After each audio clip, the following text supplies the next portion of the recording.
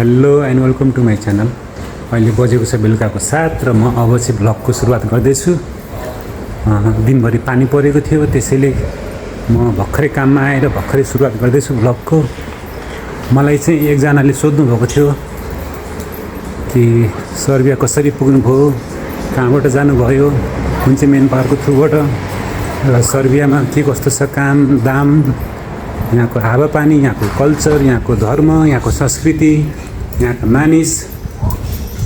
अब म पनि भर्खरै 1 वर्ष भयो सर्बिया आएको, त्यसैले मलाई खासै थाहा छैन र मलाई जति थाहा छ म त्यो चाहिँ बताउने छु। सर्बिया चाहिँ सर्बियाको हावापानी चाहिँ एकदमै राम्रो छ, मान्छेहरू सबै राम्रा छन्। यहाँको धर्म संस्कृति भनेको क्रिस्चियन हो, क्रिस्चियनमा चाहिँ अर्थोडक्स क्रिस्चियन हो यहाँको चाहिँ।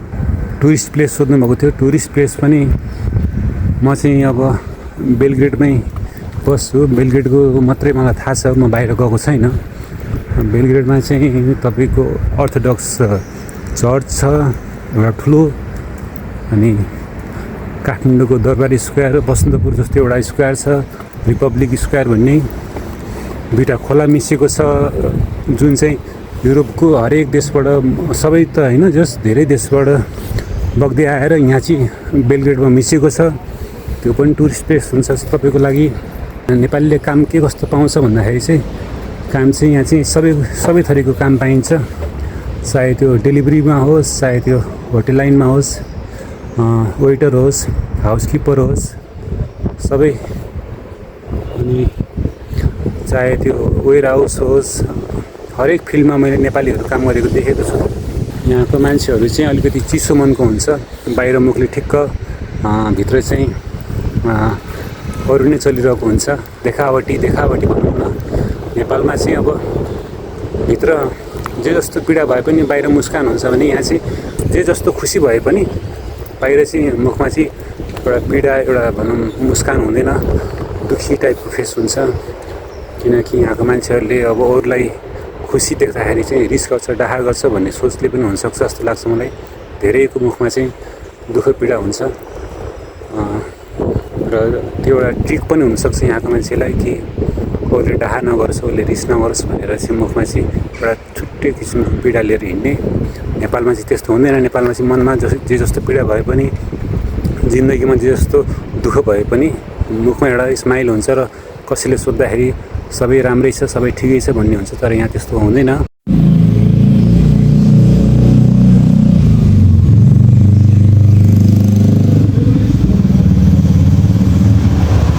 म चाहिँ पर्खिरहेको छु बस, अहिले 35 नम्बरको। 1 मिनट देखाइरहेछ।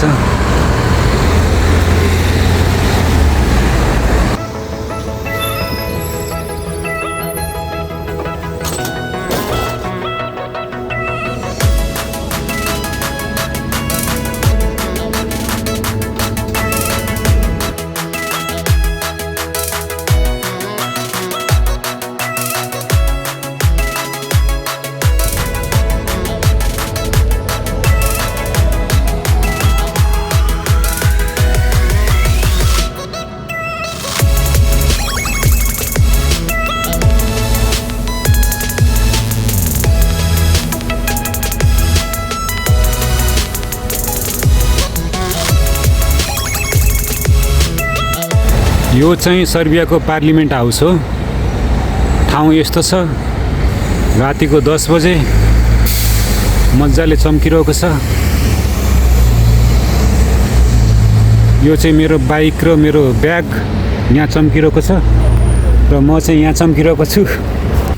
एउटा ब्याग चाहिँ दिएर स्टारबक्सको चिनी यो कप दिएर चाहिँ कफी चाहिँ लाने कोसिस छ। फेरि कफी लिन जाँदैछु तल।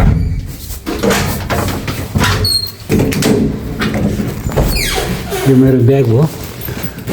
2टा ब्याग हुनुपर्ने, एउटा ब्याग मात्रै निकालेछु कि। एउटा ब्याग चाहिँ यहीँ छ, यस ब्यागमा छुटेछ। कस्टमरले खोइ कफी त छैन भन्छ। यस्तो मेरो दिमाग के भएको दिमाग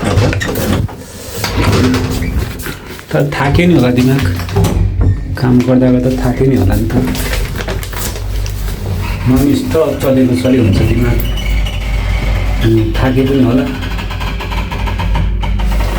कफी चाहिँ मेन कफीको डेक्ची नलगेर चिनी यो के भएको चाहिँ होइन कपसप भएको चाहिँ लगेर दिएछु।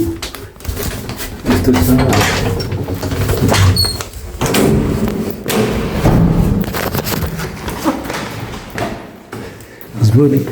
It's okay. Привет, no?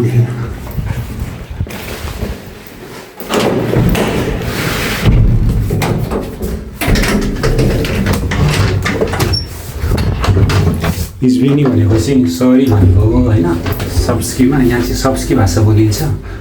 अनि वाला भनेको चाहिँ धन्यवाद। काकोसी जोबेस भनेको चाहिँ तपाईँको नाम के हो अथवा तिम्रो नाम के हो। काकोसी भने चाहिँ हाउ आर यु, के छ हालखबर यस्तो। अनि त्यस्तै बिस्तारै सिकिरहेको छ। अझै बस्यो भने त सिकिन्छ होला। अहिले बजेको छ रातिको 10:30 र म अझै पनि डेलिभरी गरिरहेको छु। खोइ किन हो आज चाहिँ डेलिभरी डिमान्ड एकदमै हाई छ। सायद अर्जेन्टिनाले जितेर पनि हुनसक्छ। जुन तरिकाले आज अर्जेन्टिनाले जित्यो इजिप्टको विरुद्ध, त्यस्तो गेम चाहिँ मैले अहिलेसम्म देखेको थिएन। तपाईँहरू कतिजनाले चाहिँ अहिलेको वर्ल्ड कप हेरिरहनु भएको छ। तपाईँहरूको फेभरेट टिम कुन चाहिँ हो, फेभरेट प्लेयर कुन चाहिँ हो, त्यो चाहिँ कमेन्ट बक्समा कमेन्ट गरिदिनु होला। मेरो चाहिँ अर्जेन्टिना हो र मेरो फेभरेट प्लेयर चाहिँ मेस्सी हो। त्यसैले म अर्जेन्टिना सपोर्टर हुँ। यो पालि मात्र होइन, योभन्दा 2-4 विश्वकप अगाडिदेखि नै म अर्जेन्टिना सपोर्टर हुँ, किनकि मलाई मेस्सी एकदमै मनपर्छ होइन।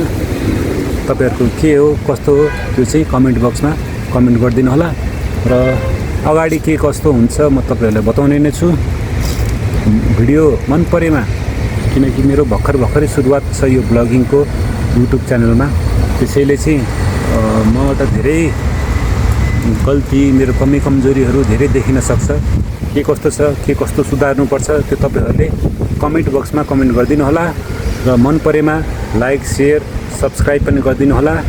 त्यसको लागि म धन्यवाद, पहिल्यै अग्रिम धन्यवाद दिन चाहन्छु।